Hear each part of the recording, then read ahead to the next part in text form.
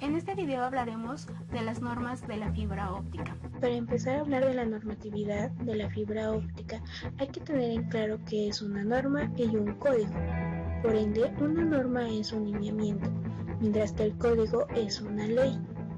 Por ello, en una normatividad, podemos decir que es un documento establecido por consenso y aprobado por un organismo reconocido que suministra para un uso común y respectivo reglas, directrices o características para las actividades o sus resultados encaminados al logro del grado óptimo de orden en un contexto dado. Y un código es un conjunto de requisitos y condiciones generalmente aplicables a uno o más procesos que regulan de manera integral el diseño, materiales, fabricación, construcción, montaje, instalación, inspección, pruebas, reparación, operación y mantenimiento de instalaciones, equipos, estructuras y componentes específicos. Con esto podemos decir que normatividad es el conjunto de leyes o reglamentos que se rigen por conductas y procedimientos según los criterios y lineamientos de una institución o organización privada o estatal. Al igual que otros medios de transmisiones de datos, está normalizada por varios organismos de control de las normas físicas, características y estándares de instalación. Por ello, hay varios organismos que se dedican a la normalización de la fibra. Les mencionaré cuáles son: la American National Standard Institute, la ANSI, la cual es una organización privada sin fines de lucro fundada en 1918, la cual administra y coordina el sistema de estandarización voluntaria del sector privado de los Estados Unidos. La Electronic Industry Association, ella, está fundada en 1924, desarrolla normas y publicaciones sobre las principales áreas técnicas de los componentes electrónicos, electrónica del consumidor, información de electrónica y telecomunicaciones. Telecommunications Industry Association, la TIA, está fundada en 1985 después del rompimiento del monopolio de AT&T. Desarrolla normas de cableado industrial voluntario para muchos productos de las telecomunicaciones y tiene más de 70 normas preestablecidas. International Telecommunication Union, ITU, es el organismo especializado en telecomunicaciones de la Organización de las Naciones Unidas, ONU, la cual está encargada de regular las telecomunicaciones a nivel internacional entre las distintas administraciones y empresas operadoras. International Standard Organizations, ISO, es una organización no gubernamental creada en 1947 a nivel mundial de cuerpos de normas nacionales con más de 140 países. International Electronical Commission, IEC, es una organización de normalización en los campos eléctrico, electrónico y tecnologías relacionadas fundada en 1906. Y por último tenemos al Institute of Electrical and Electronic Engineers, la IEEE, que es principalmente responsable por las especificaciones de redes de área local, tal como la 802.3 Ethernet, 802.5 Token Ring y la ETM, y también las normas de Gigabit Internet. Hablaremos de tres normativas de la fibra óptica. La primera es el estándar ANSI-TIA-EIA 568B3, la cual fue publicada en el 2000 y nos habla de los requerimientos mínimos para los componentes de la fibra que se pueden utilizar en el cableado en ambientes de edificios, y nos habla justamente de los cables, de los conectores, del hardware de conexión, del patch cord y los instrumentos de prueba. Y también establece los tipos de fibra reconocidos, los que pueden ser fibra óptica multimodo de 62.5 en 325 micrómetros y 50 en 325 micrómetros. Y monomodo, se especifica un ancho de banda de 160 sobre 500 MHz por kilómetro para la fibra de 62.5 y de 500 sobre 500 MHz por kilómetro para la fibra de 50 sobre 125 micrómetros, y va a tener una atenuación de 3.5 sobre 1.5 decibeles entre kilómetro para los largos de onda de 850 sobre 1300 nanómetros de ambos casos respectivamente. El segundo estándar es el ANSI-TIA-EIA 568B.3-1, el cual fue publicado en el 2002 y este anexo entrega especificaciones adicionales para la fibra óptica de 50/125 micrómetros para proveer la capacidad de soportar transmisiones serial a 10 GB por segundo mediante tecnologías BCCL a 850 nanómetros hasta una distancia de 300 metros. Máxima distancia establecida por el estándar para el backbone interior. A este tipo de fibra se le va a conocer como fibra óptica optimizada para láser o por la clasificación OM3. La fibra OM3 está especificada para un ancho de banda de 1500/500 MHz por kilómetro y su atenuación es de 3.5/1.5 decibeles entre kilómetro. Cabe destacar que este ancho de banda corresponde al determinado mediante el método de medición de ancho de banda por lanzamiento saturado de modus, el OFL. Sin embargo, la forma correcta de medir el desempeño de una fibra de 50/125 micrómetros mejorada para láser es a través del método de medición de ancho de banda efectivo por lanzamiento de láser, el EFL, mediante el cual la fibra se certifica para un ancho de banda efectivo de 2000/500 MHz por kilómetro, extendiéndose así la máxima distancia alcanzable para la aplicación de los 10 GB. Dependiendo de las distancias que se desea alcanzar, será la aplicación que se deberá escoger. Por lo general, esta decisión se basa en el costo de la aplicación, la infraestructura, el cableado disponible y las proyecciones de crecimiento y migraciones futuras. El estándar IEEE 802.3AE fue publicado en el año del 2002. Nos especifica los 10 GB Ethernet a través del uso de la subcapa de control de acceso al medio, también conocido como MAC. Por medio de acceso múltiple con detección de portadora y detección de colisiones, va a ir conectada a través de una interfaz independiente del medio físico de 10 GB a una entidad de capa física tal como 10G base SR, 10G base LX4, 10G base LR, 10G base ER, 10G base SW y 10G base EW, permitiendo 10 GB a 40 kilómetros y garantizando una tasa de bytes errados, que es el BER, de 10 a 12. Su operación es un modo full duplex y se encuentra especificada para operar sobre fibra óptica. El 10G base R es la implementación más común del 10GB y utiliza el método de codificación de 64B entre 66B, en el cual 8 octetos de datos se van a codificar en blocks de 66 bits, los cuales son transferidos en forma serial al medio físico a una velocidad de 10 GB por segundo. 10G base W es una opción que mediante el encapsulamiento de las tramas de 10G base R en tramas compatibles con SONET y CDH, que va a permitir la conexión a la WAN.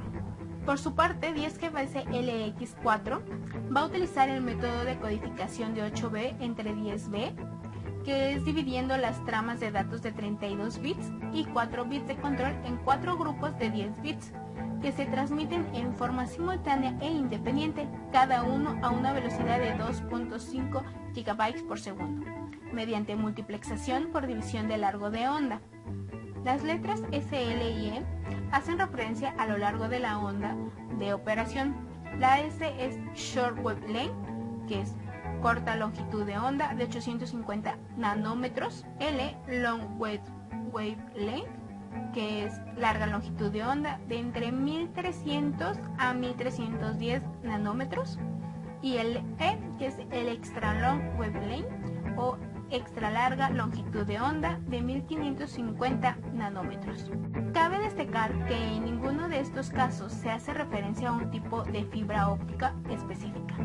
Bien, ahora pasaremos a hablar un poco del diodo láser emisor superficial de cavidad vertical, o diodo BC, el cual es un diodo semiconductor que emite luz en un haz cilíndrico vertical de la superficie de una oblea. Estos diodos pueden ser construidos por arsenuro de galio o arsenuro de indio y galio. Están diseñados para operar a 850 nanómetros, lo cual proporciona una capacidad para modular a altas velocidades con una reducción de ancho espectral y una emisión de luz mucho más concentrada que la de cualquier diodo láser.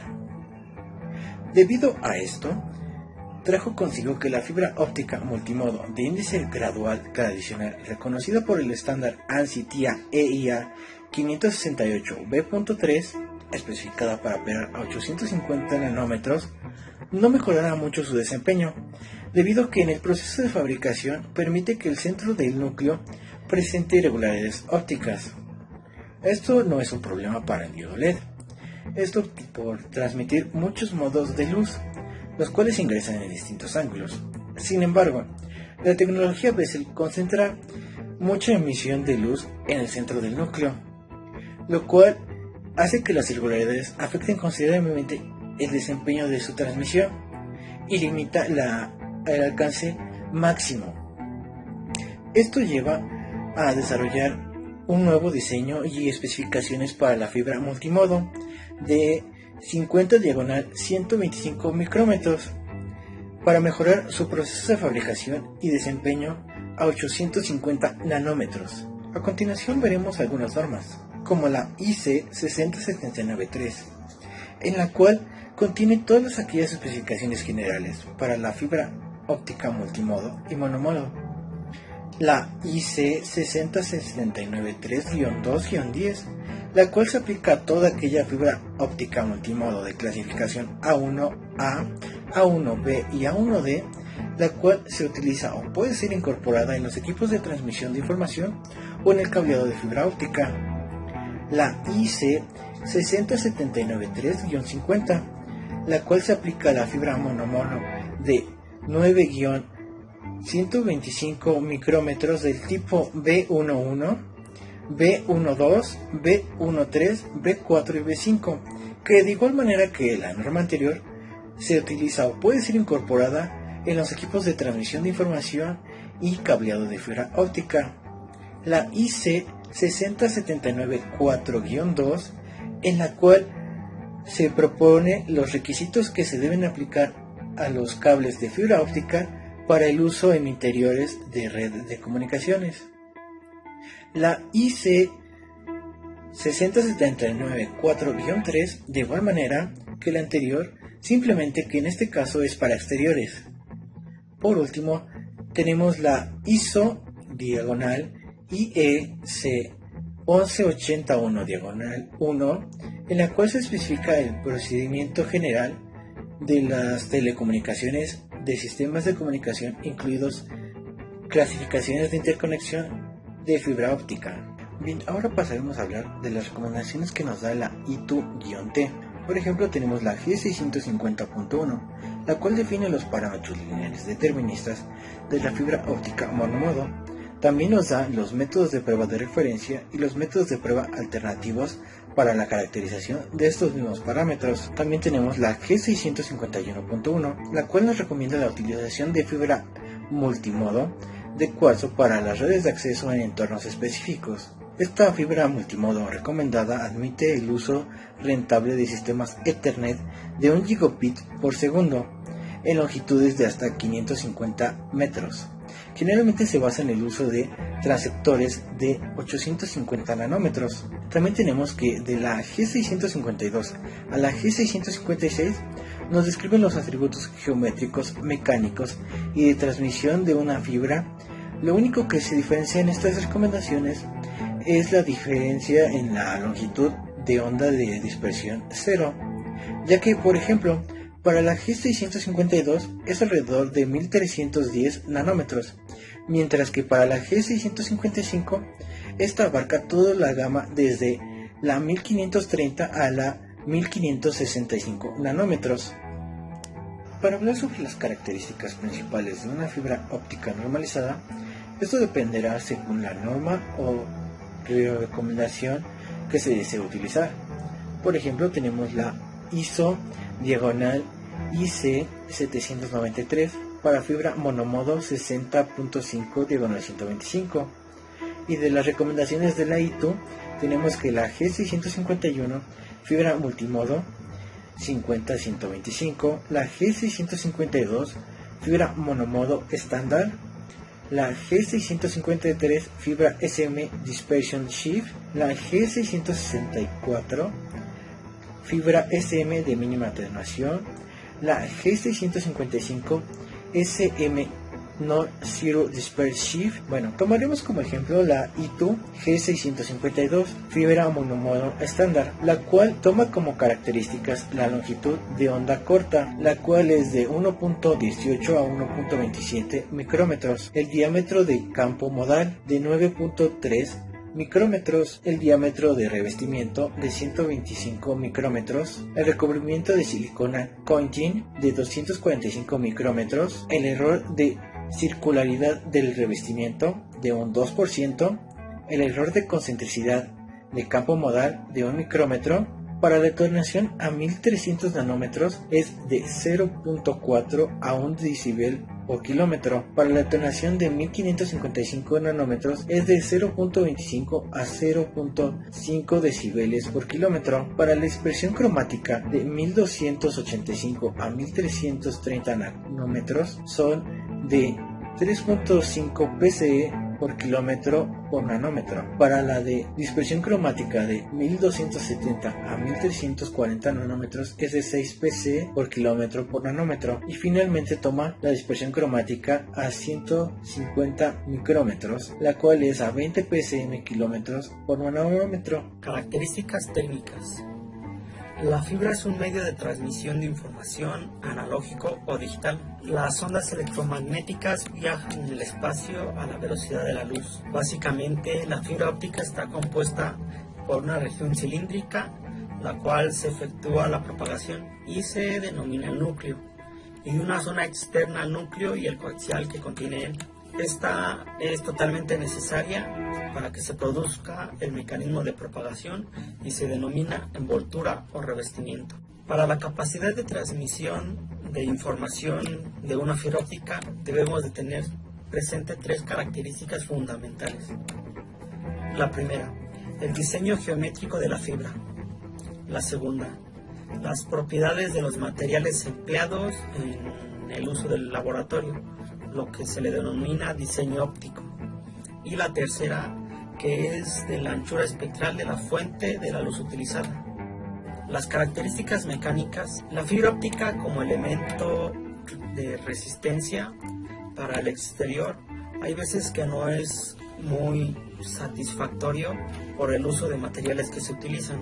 En la mayoría de las instalaciones de la fibra óptica se ponen en la intemperie, lo cual los materiales deben de aguantar ambientes naturales como es el frío, calor, nieve, y deben de tener un funcionamiento adecuado.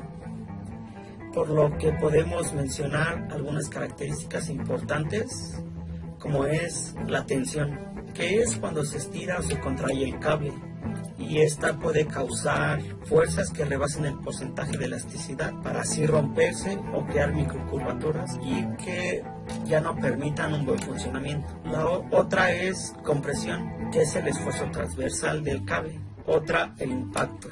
Esta se debe principalmente a las protecciones del cable óptico que tiene cada cable dentro del cable principal de la fibra óptica.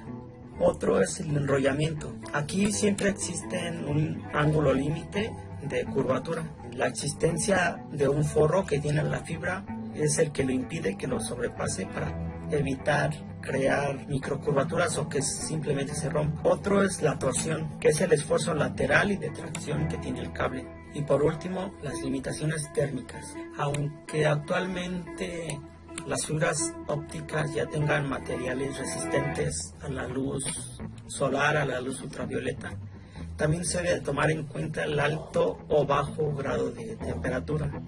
Esto para evitar que la función de la fibra óptica tenga problemas en cualquier ambiente natural. También existe un código de colores de la fibra óptica. Esto se establece en la norma 568-B.13, que es desarrollado por la TIA 4 en las cláusulas 10.3.2 y 10.3.3. En esta norma nos indican que cada segmento del cableado debe de configurarse a modo de que el hilo de la fibra con número impar tenga una posición A en un extremo del cable y una posición B en el otro extremo del cable. Que existen diferentes conversiones para diferentes funciones.